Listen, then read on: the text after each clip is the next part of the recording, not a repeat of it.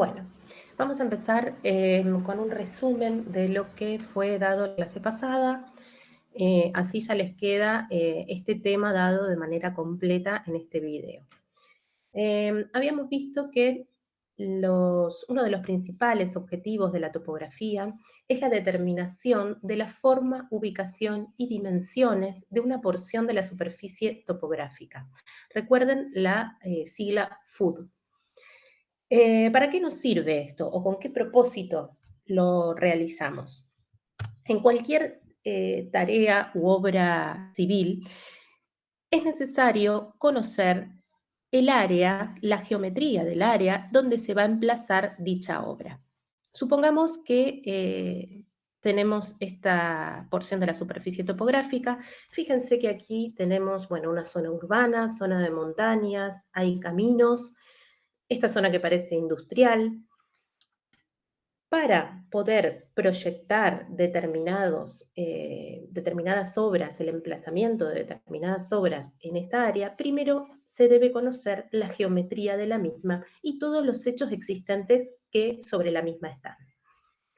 Por ejemplo, si yo quisiera hacer un desagüe o rutas, caminos, puentes, para todos estos proyectos voy a necesitar conocer la geometría de la superficie topográfica. ¿Qué obstáculos tengo? Si hay zonas de bosques, si hay distintos tipos de materialización de suelos, digamos, si es terreno natural, si hay pavimento, bueno, cualquier tipo de desnivel, o sea, todo lo que sea la topografía, más allá de los hechos existentes, es necesario para poder proyectar cualquier tipo de obra en esa área.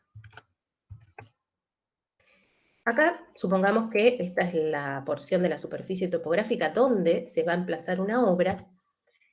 Lo primero que necesita el proyectista es conocer la geometría. ¿Sí? ¿Qué sería conocer la geometría? Conocer la forma que tiene la superficie topográfica y los hechos existentes sobre la misma en esa área. ¿Sí? ¿Para qué le va a servir? Para la toma de decisiones. Junto con esta información, más, por ejemplo, las restricciones que tiene esa zona, el tipo de suelo que tiene esa zona, va a poder definir su traza. Supongamos que estamos hablando de una obra vial. ¿Sí? Entonces, para la toma de decisiones de por dónde debería pasar la obra vial para unir, supongamos, dos pueblos, necesita conocer por parte del topógrafo la geometría del área. Una vez que el proyectista, en función de toda la información recabada, define la traza, dice, bueno, va a pasar por aquí, por ejemplo, hay que llevar esa traza al terreno, a escala 1 en 1. Y ahí entra de nuevo la función del topógrafo para replantear esta posición en el terreno, es decir, dibujar en el terreno, en escala 1 en 1, la traza que definió el proyectista en un plano. Por eso es fundamental que en el momento 1, que es este que está acá arriba, que sería la parte de relevamiento del área, ¿sí? de medir en el lugar donde se va a emplazar la obra, de medir y determinar forma, ubicación y dimensiones de esa porción, es muy importante materializar un sistema de referencia al cual yo me ate y que permanezca estable en todo el desarrollo de la obra, ¿sí? Porque va a ser la vinculación que voy a tener entre el relevamiento y el replanteo. Para que estén unidos y sea coherente, debo tener en el terreno una buena materialización del sistema de referencia que voy a utilizar. Bueno, ya les adelanté un poco de cómo vamos a describir la forma, ubicación y dimensiones de una porción de la superficie topográfica. Nos vamos a valer de sistemas de referencia cartesianos. Es decir, vamos a asignar coordenadas X y Z a todos los puntos que a nosotros nos interese para poder describir esa superficie topográfica. Pero ustedes fíjense que la superficie topográfica está compuesta por infinitos puntos. Y obviamente no vamos a medirlos a todos y vamos a asignarles coordenadas a todos para tener una representación perfecta de la misma, porque sería imposible. Entonces, se van a elegir aquellos puntos que mejor la describan. ¿Cómo hacemos esto? Es decir, si queremos describir una porción como la que se muestra en el gráfico, lo que se hace, dependiendo de la precisión con la que se quiera trabajar, es crear una grilla, por ejemplo, en este caso. Creamos una grilla, una cuadrícula, y vamos a medir o vamos a determinar la posición X y Z de los puntos donde se crucen los puntos de la cuadrícula, digamos, que componen toda la cuadrícula. Bien, fíjense que si yo tomo todos estos puntos, mido todos estos puntos asignándoles coordenadas X y Z a cada uno, va a quedar muy bien descrita esta porción de la superficie topográfica. Pero fíjense que si yo reduzco la cantidad de puntos, solo aquellos que necesito para poder describirla, con estos puntos yo puedo describir exactamente la misma superficie, porque me voy a valer de programas donde pueda interpolar estos dos puntos y voy a obtener exactamente la misma que si mido todos los puntos interiores. Entonces vamos a medir solo aquellos puntos que nos permitan describir la superficie topográfica. Muy bien. Dijimos que vamos a necesitar o vamos a valernos de sistemas de referencia cartesianos. Como vimos en la parte de teoría, están los sistemas locales y están los sistemas globales. En este caso, vamos a trabajar con un sistema local, porque supongamos que es una obra de poca extensión, un sistema local convenientemente fijado, ¿sí? El origen del sistema va a estar cercano a la superficie topográfica. Como siempre, en los sistemas locales, el Z va a coincidir con la vertical y, por ende, el plano XY va a ser un plano horizontal. Recuerden que el plano horizontal, la horizontalidad, tiene que ver con la perpendicular a las verticales, ¿sí? Una superficie horizontal es aquella que en todos sus puntos es perpendicular a la vertical. En este caso, el plano XY se supone horizontal. En realidad es horizontal, es perpendicular a la vertical del origen. Bien, entonces, ya sea en el relevamiento o en el replanteo, cualquier punto de la superficie topográfica va a quedar biunívocamente atado a sus coordenadas. Las tres coordenadas X y Z van a corresponder a la ubicación de un único punto en el espacio. Los métodos de levantamiento o relevamiento. La primera parte de la materia vamos a trabajar con relevamientos planimétricos, es decir, cálculo de coordenadas planas. Vamos a trabajar solamente en el plano XY. Vamos a desarrollar primeramente poligonación y radiación. Este lo voy a explicar ahora de una manera muy somera y GPS va a estar dado al final de la materia. En métodos saltimétricos, bueno, tenemos esto que también los vamos a desarrollar en la segunda etapa de la materia. Pero para que ustedes ubiquen que ahora trabajaremos con poligonación.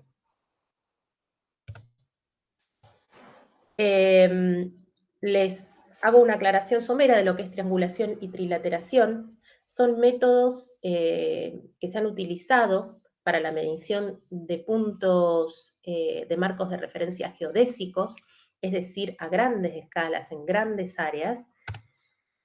Si yo tengo una cierta cantidad de puntos a las cuales les quiero asignar coordenadas en un sistema de referencia y tengo dos puntos que son los azules, de los cuales tengo coordenadas en ese sistema, y la distancia entre los mismos las puedo determinar, o sea, es una base que está bien medida con mucha precisión, el método de triangulación supone que yo voy a conformar triángulos entre todos los puntos cercanos, y es como armar una malla, armar una red de triángulos y voy a medir solamente ángulos.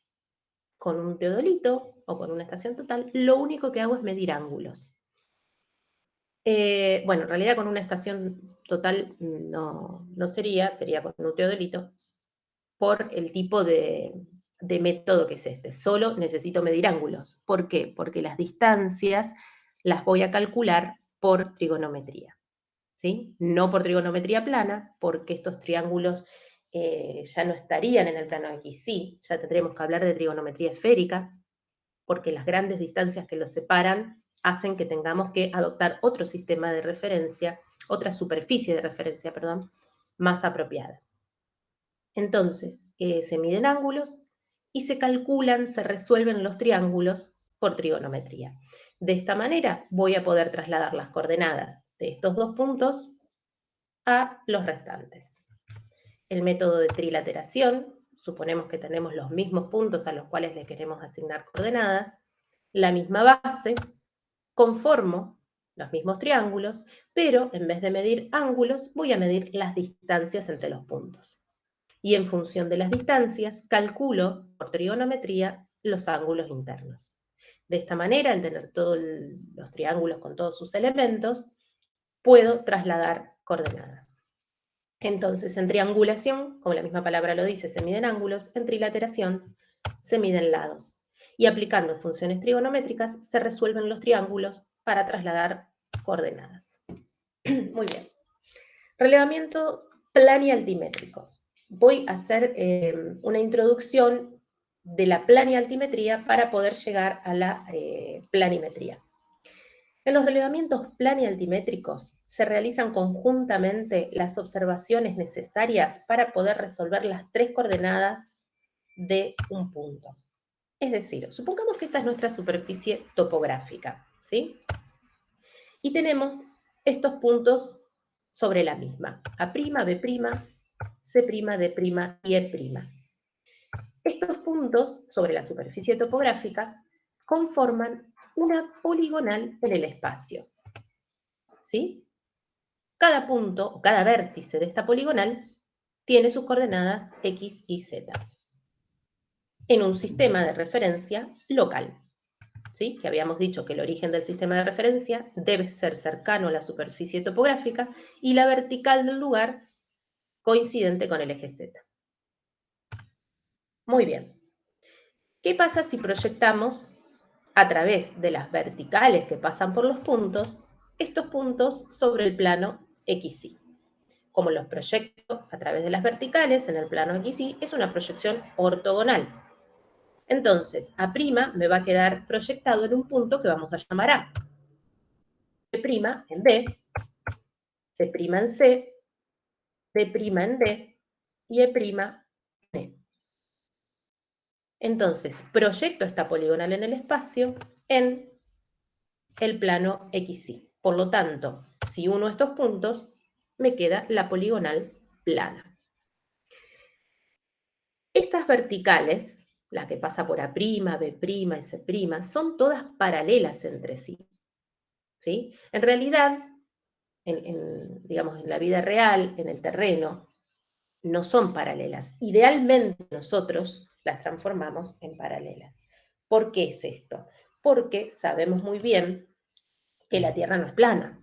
O sea, las verticales, en la superficie horizontal, que es perpendicular a las verticales en todos sus puntos, es una superficie que se va curvando en todo momento.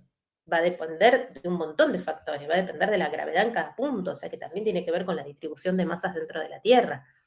Pero ¿qué sucede? Nosotros en topografía, como trabajamos en áreas relativamente pequeñas, esa curvatura de la superficie horizontal se hace muy leve, por lo cual la asemejamos a un plano, ¿sí? Que sería, en este caso, el plano XY.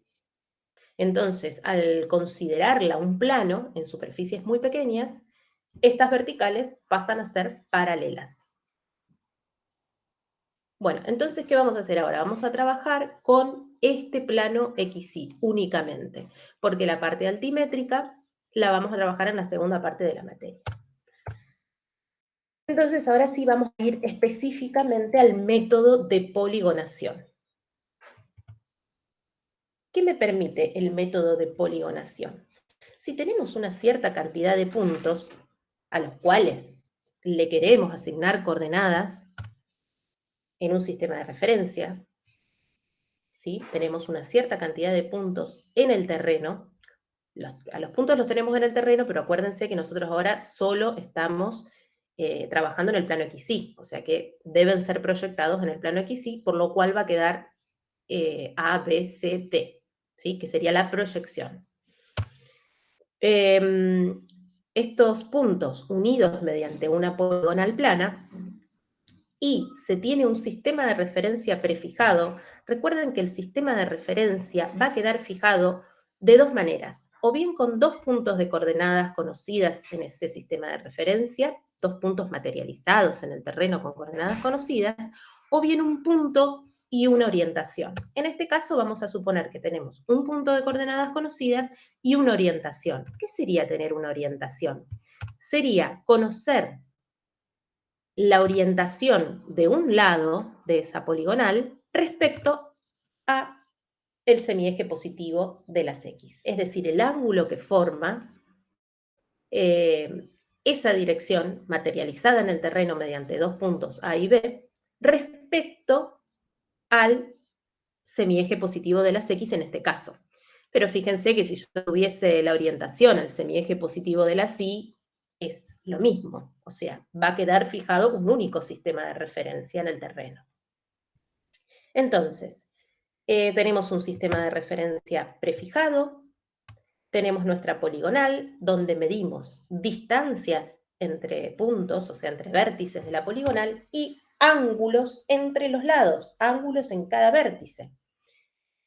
Una vez que medimos ángulos y lados y tenemos esta poligonal orientada mediante esta orientación y con la coordenada del primer punto de la poligonal, aplicamos un procesamiento específico y podemos obtener las coordenadas X y de cada vértice de la poligonal. Este es el método de poligonación. Se miden ángulos y distancias y a través de un procesamiento se pueden conocer las coordenadas de estos vértices en un sistema que obviamente tiene que estar fijado en el terreno. Muy bien, aquí tenemos nuestra poligonal.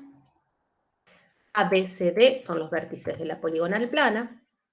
Los lados serían AB, BC y CD, que se miden. Y cada punto, fíjense, que va a quedar asociado a sus coordenadas X, Y. ¿Cómo vamos a manejarnos para conocer las coordenadas de todos los puntos de la poligonal? Las coordenadas de A dijimos que eran dato, y vamos a sumarle a las coordenadas de A los delta, que son las coordenadas parciales. Por ejemplo, al X de A, si le sumo el delta X a B, es decir, la variación en X para ir de A a B, voy a obtener el X de B. Si al X de B yo le sumo la coordenada parcial delta X BC, es decir, el incremento en X para ir de B a C, voy a obtener el X de C. Y así sucesivamente. ¿Sí? Delta X a B, BC, CD es la coordenada parcial asociada a un lado, a un segmento de la poligonal. Y es la variación para ir del primer punto al segundo, en este caso en el eje X, pero lo podemos plantear también para el eje Y. El delta I a B es lo que tengo que incrementar a la coordenada de A para llegar a la coordenada I de B. El delta IBC, lo mismo, pero aquí el delta IBC es negativo. Fíjense que tenemos el I de B y debemos restarle, en realidad directamente el delta IBC es negativo, va a ser un valor negativo para llegar al I de C. Bien, entonces, en forma genérica podemos expresar que el X, la coordenada X de un punto n más 1, N+1 lo vamos a tomar como que es un punto, el punto siguiente de la poligonal, ¿sí? Las poligonales tienen un sentido, por lo tanto, fíjense, yo tengo la coordenada de A, puedo calcular de B. Cuando tengo la coordenada de B, recién ahí puedo calcular la de C, no me puedo saltear pasos. Entonces, cuando hablamos de N+1, es el punto siguiente al que estamos. La coordenada X del punto N+1 va a ser igual a la coordenada X del punto N más el determinado, la coordenada parcial en X, o sea, el delta X, N+1. De la misma manera, en Y. ¿Sí? Bien. Conceptos necesarios para la medición y el procesamiento en el método de poligonación. Ustedes van a ver que necesitamos definir algunos conceptos necesarios para la sistematización del cálculo. Esto es muy importante, porque yo puedo tener un sistema de referencia prefijado, puedo tener, perdón, me adelanté, puedo tener la medición de los ángulos y las distancias, pero de esta manera yo podría calcular las coordenadas de todos los puntos, armando triángulos, conociendo los deltas y demás, pero ¿cuál es la idea? Es la sistematización del cálculo, es decir, armar fórmulas genéricas para poder trabajar con planillas de cálculo. Entonces, sentido de avance de la poligonal, sentido positivo de generación de ángulos, ángulo de cálculo de un lado y ángulo en el vértice. Estos son los 4 conceptos que vamos a desarrollar para poder sistematizar el cálculo. Muy bien. Sentido de avance de la poligonal. El sentido de avance de la poligonal va a quedar definido por la secuencia de mediciones realizadas. Las mediciones de ángulos y distancias se realizan en un cierto orden, partiendo generalmente de puntos de coordenadas conocidas. En este orden de medición me va a permitir ir trasladando las coordenadas desde el punto de partida, en este caso lo suponemos que es el A, el punto de partida, hasta el último punto de la poligonal. Se van a realizar estaciones. Ahora les explico qué son las estaciones. Se van a realizar estaciones en cada vértice de la poligonal y en cada estación se van a medir lados y ángulos. Estos ángulos son ángulos entre dos lados consecutivos. La concatenación o encadenamiento de estaciones en un cierto orden me va a permitir fijar un sentido de avance. El mismo se va a mantener en el procesamiento de las observaciones. El procesamiento llamamos en el cálculo de las coordenadas. ¿Qué son las estaciones o punto estación? Son aquellos puntos donde yo voy a posicionar mi instrumento que me permite medir ángulos y distancias. ¿Sí? Es decir, yo voy a hacer una estación con mi instrumento en A, la segunda estación la voy a hacer en B. Fíjense que voy enumerando las estaciones. Bueno, yo acá no las puse, porque estos ya serían, bueno, puntos genéricos de la poligonal. ¿Sí? Esto es para generalizar las fórmulas. N-1, N+1. Pero bueno, aquí también se realizan estaciones. La estación N-1 y la estación N. Entonces, la parte 1, que sería el sentido de avance de la poligonal, es en el sentido en el que fui midiendo. Y es el sentido que voy a usar para el procesamiento. ¿Sí? Es decir, si yo concatené de esta manera la poligonal, yo no voy a poder calcular las coordenadas del punto N-1 sin antes haber calculado la de C y la de B. Es el orden en el que yo medí y además el orden en el que voy a tener que respetar para el procesamiento. Muy bien. Por lo tanto, en cada vértice de la poligonal, y acá ya nos vamos al vértice N para poder armar las fórmulas genéricas, en cada vértice de la poligonal va a quedar definido un lado anterior al vértice N, y un lado posterior al vértice N. ¿Sí? Esto es muy importante. Bien. 2. Sentido positivo de generación de ángulos. El sentido positivo de generación de ángulos, ¿cómo queda determinado? Queda determinado por el sentido en el que el semieje positivo de las X gira hasta encontrarse con el semieje positivo de las Y.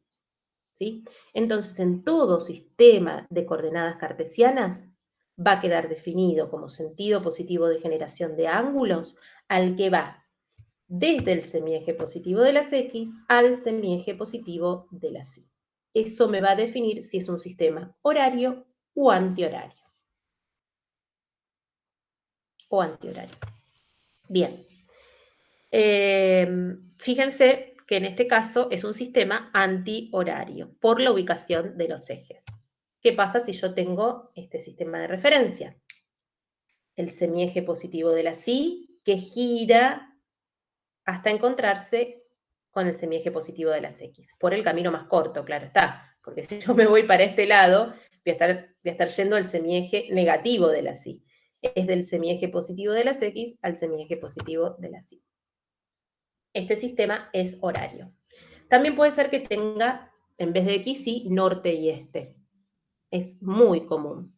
Entonces, en este caso, las N, las coordenadas norte, representan las X, por lo que sería también horario. Muy bien. 3. Ángulo de cálculo asociado a un lado. Esta es la parte donde se empieza a complicar un poquito el diagrama y la comprensión. Pero bueno, el ángulo de cálculo asociado a un lado. ¿Cómo va a quedar definido?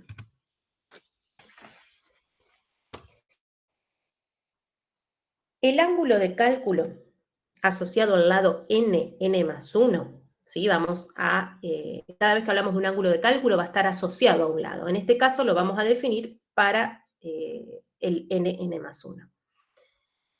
Se define al ángulo de cálculo asociado al lado n más 1 como el formado por una paralela al semieje positivo de las X que pasa por n, fíjense que n es el primero, y gira en sentido positivo de generación de ángulos hasta coincidir con el lado en cuestión. Fíjense que mi sentido positivo es antihorario. Entonces, es este semieje positivo de las X que pasa por el punto N y gira en este sentido hasta encontrarse con el lado n más 1. Y se denota n más 1. Fíjense que aquí, este primer punto en el cual yo denoto el ángulo de cálculo, es por el cual pasa el semieje positivo. Y luego gira en sentido positivo de generación de ángulos hasta encontrarse con el lado n más 1. Muy bien. De acuerdo al sentido de avance de la poligonal, podemos definir ángulos de cálculo directo y ángulos de cálculo inversos. El ángulo de cálculo directo es aquel asociado al lado posterior donde se encuentra la estación. ¿Sí? Es decir, si el sentido de avance es A, B, C, n-1, n más 1, los ángulos de cálculo directo en este caso van a ser los que están asociados al lado posterior. N más 1 es el lado posterior a n. Luego, A, B, bueno, yo acá no lo dibujé, pero fíjense que es el lado posterior a A. BC es el lado posterior al vértice B. De la misma manera, los ángulos de cálculo inversos son aquellos que están asociados al lado anterior al vértice. Por ejemplo, en el vértice N, si yo quisiera ver cuál es el ángulo de cálculo inverso, tengo que ver cuál es mi lado anterior. Fíjense que mi lado anterior es menos 1n, y entonces con el la misma definición, tengo mi ángulo de cálculo asociado al lado anterior, que sería n menos 1, ¿sí? Del vértice n al lado n menos 1. Una paralela que pasa al semieje positivo de las X, que pasa por n, y gira en sentido positivo de generación de ángulos hasta encontrarse con el lado anterior a ese vértice. Muy bien. El último concepto, que es ángulo en el vértice para poligonales. El ángulo en el vértice ustedes fíjense que si yo tengo este lado de la poligonal y este otro lado, y quiero medir el ángulo entre lados, puedo medir el que está por arriba o el que está por abajo. Pero para el procesamiento en poligonación vamos a definir un solo ángulo en el vértice. Y es el que queda formado por el lado anterior al vértice, en este caso con n es n-1 n, que gira en sentido positivo de generación de ángulos, fíjense que es antihorario, o sea que va a girar para este lado, hasta encontrarse con el lado posterior. Ese va a ser mi único ángulo en el vértice para poligonación. ¿Sí? Bien, fíjense, lo vamos a llamar, por ahora lo vamos a llamar n. Fíjense algo importante. ¿Cómo va a quedar vinculado estos tres ángulos? Vamos a definir entonces que este ángulo de cálculo directo es igual al ángulo de cálculo inverso más el ángulo en el vértice. Fíjense que si yo parto de acá con el ángulo de cálculo inverso y continúo sumándole el ángulo en amarillo que es en el vértice, hasta aquí doy una vuelta y lo que me sobra de la vuelta va a coincidir con mi ángulo de cálculo directo. ¿Por qué es importante esto y que esta fórmula se la acuerden para siempre? Bueno, por lo menos mientras dura la materia, porque esta fórmula genérica me va a poder permitir conocer todos los ángulos de cálculo directo, que son los que yo necesito para conocer las coordenadas parciales. ¿Sí? Bien. Bueno, acá lo repito, los ángulos de cálculo directo son los que me permiten conocer las coordenadas parciales de cada lado de la poligonal, para así obtener las coordenadas del punto consecutivo. Recuerden que esta era una de las primeras fórmulas que habíamos visto, que las coordenadas de un punto n+1 es igual a las coordenadas del punto anterior, que sería n, más el determinado delta para ir de n a n+1. Entonces, si tenemos un sistema de referencia fijado con un punto de coordenadas conocidas y el primer ángulo directo dado, fíjense que este es un ángulo directo dado, podemos plantear las coordenadas parciales, ¿sí? Si el primer punto tiene coordenadas dadas, mi incógnita sería la coordenada parcial al siguiente punto.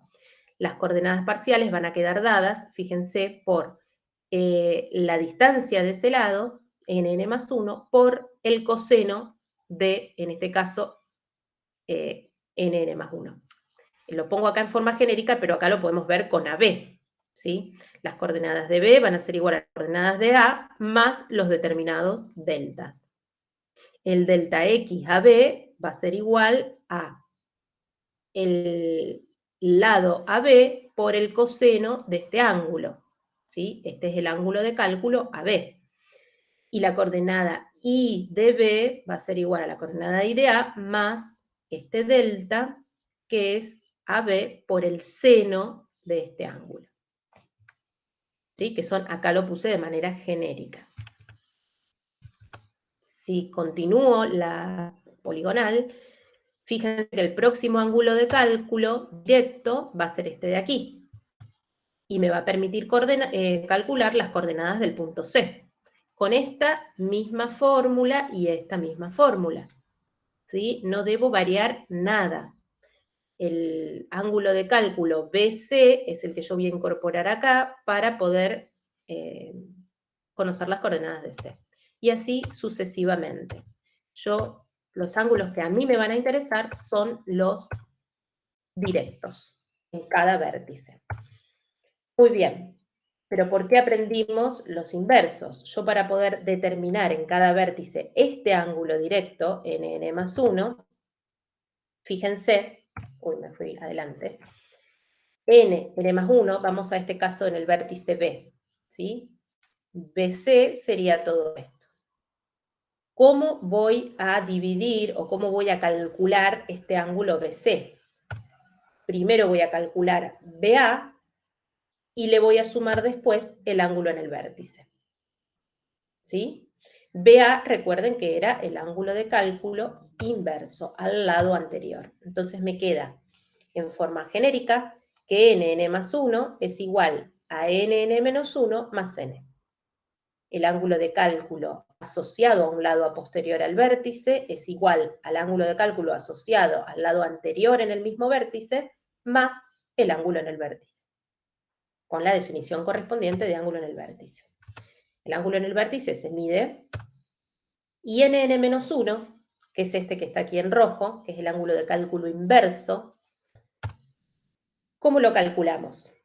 Fíjense que si yo prolongo el lado AB, ¿qué me va a quedar? Que este lado, este ángulo en rojo, que es el ángulo inverso, o sea, sería BA, es igual a AB, ¿sí? Por correspondencia es igual a AB, más 180 grados. Entonces, fíjense que aquí n menos 1 es igual a n menos 1n más menos 180 grados. Bien, estas fórmulas se repiten para cada vértice de la poligonal. Recuerden que este ángulo es dato, ¿sí? Siempre debe ser dato o se debe poder calcular. En función de eso, se parte para este punto, se calcula el ángulo en rojo, que es igual a este ángulo dato más 180 grados, se le suma el ángulo medido, y ya con todo este ángulo, ¿sí? Que era azul, que era el ángulo azul, que es el ángulo de cálculo directo asociado al lado posterior, me va a permitir conocer las coordenadas de C, y así sucesivamente. Muy bien, entonces aquí les voy a dejar las fórmulas genéricas para que ustedes podamos empezar a trabajar con algún ejercicio práctico.